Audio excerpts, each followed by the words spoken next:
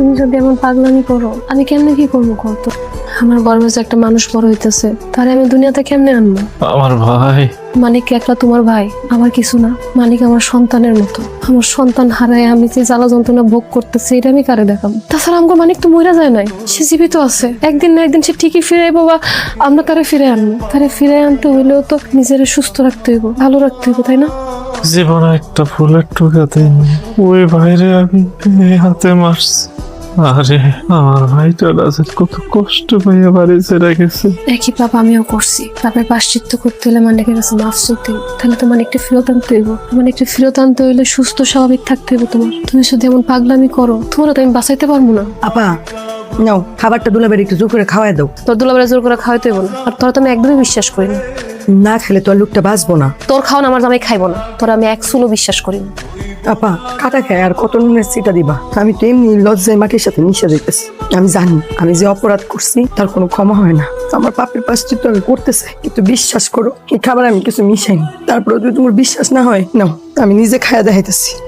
নেবা তোমার কিছু করতে হইব না, তুমি খাবারটা এই জায়গায় রাইখা যাও। আমার যখন খিদা লাগবো তখন আমি নিজেই খাইয়া নেবো। আপনার আমি জোর করে খাওয়াবো। একদম বেশি কথা কইবি না। তোর দুলাভাই কি কিছু শুনতেছস না? যা এখান থেকে যা। এই না আসো, তোমার আমি খাওয়াই দিতেছি।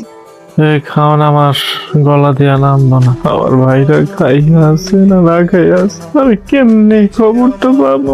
তুমি যদি এমন করে না খেয়ে থাকো তাহলে তো আমিও খাইতে পারতেছি না। আর আমি যদি না খাই তোমার সন্তানও কিন্তু খাওয়ান পাইতেছে না। এখন তুমি কিছু আমি না খেয়ে থাকি? তুমি খাইয়ালো, তুমি না খেলে আমার খুব সন্তানের কষ্ট হইব।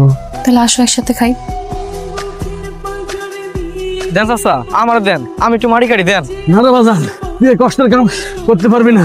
না চাচা, আমার দেন, আমি পারবো, দেন আমার দেন। বুঝছি না, এই কষ্টের কাম তোর দ্বারা সম্ভব না, তুই বাদ যা। চাচা, আমার বুকে আমার ভাই আর ভাবি জানার জন্য যে কষ্ট জমা আছে, হেতে যদি আপনি আমার মাথায় একটা পাহাড় তুলে দেন, সেই পাহাড় আমার কাছে হালকা লাগবে। দেন চাচা, আমার কাছে দেন, আমি একটু মাটি কাটি। আচ্ছা ঠিক আছে, আপনার দেন। দুটা কোপ দে। এইখানে কোপ দে। কইছিলাম না বাজান, এই কষ্টের কাজ তোর লাগে আইয়া নাই, তুই অনেক আদরে বড় হয়েছিস।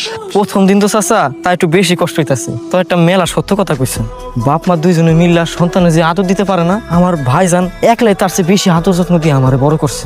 এখন মায়ের মতো একটা ভাবি যেন পাইছি না, তো হে আর আমার কপালে জুটলো না। আরে তুই তো কোনো অন্যায় করস নাই, তুই পলায় থাকবি কেন? নেই অন্যায় বড় কথা না চাচা, আমার ভাবি জানে কিছু হয়ে গেলে আমি আমার ভাই জানের সামনে যে আমার মুখ দেখাবো কেমনে? আমার ভাবি জানের পেটে আমগো বংশের প্রথম বাত্তি, এই বাত্তি যদি নিপা যায় আমগো কি হোকন? হে আল্লাহ, আল্লাহ তুমি আমগো পুরো রহম করো। না রে বাজান, আমি কইছি না তোর ভাবি জানার কিচ্ছু হইব না। আরে তুই তো একটু আগে তো গলি তোর ভাবি জানার হসপিটালে নিয়ে গেছে গা, এখন তো সে ডাক্তারের কাছে আছে। তাছাড়া তোর মতো একটা নিষ্পাপ বাচ্চা দোয়া তোর ভাবির লগে আছে, তোর ভাবির কিচ্ছু হইব না, বুঝলি? দোয়া করেন চাচা, দোয়া করেন, সে দোয়া।